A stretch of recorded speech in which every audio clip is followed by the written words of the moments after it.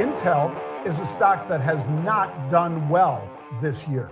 Intel, if this was your pick, folks, for, oh yeah, I'm going to pick Intel as the one tech stock I should have because you know what? It just looks like it's oversold. Well, you would have been wrong because Intel, beginning of this year, this stock was basically 31.88. Or no, I'm sorry, I misstated. It was 45, Pete. 45 bucks beginning of this year. Coming into today, it was below 20. And now we have another mistake because somebody bought a ton of calls last week with the unusual option activity, but they didn't give themselves enough time to be right.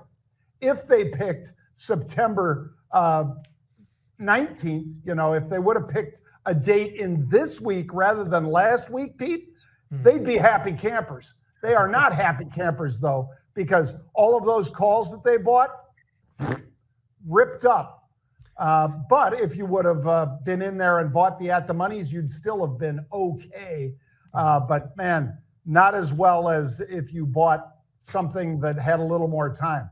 Time and strike price are what you need to know, what you have to be able to trade to make money in options. And this is an example of one that didn't work out so well. Right. They sniffed it out, but unfortunately the timing was off. And that does happen. It happens in a lot of cases, but it is still something that we follow very closely. And you can see it was a fairly inexpensive, cheap shot that they were taking on these in the first place. And had they been right on the timing side of it, they really would have had a pretty nice home run hit, but they were not in this particular case. I'll tell you what, John, you were talking about where it started off the year. It started up there in the upper 40s.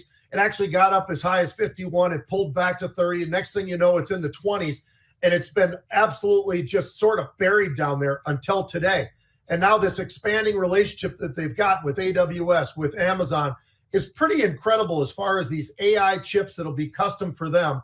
That's pretty impressive, I think. That's a partnership that's going to be great from a strategic standpoint. Everything that they're looking for right now, it's in the data center. It's all of these various things. I think it's going to be big, and it should be big because we're talking about $7.8 billion that Amazon is investing into this whole thing. So this is going to be a very interesting partnership going forward. And I think it's pretty bullish overall for Intel at this point in time.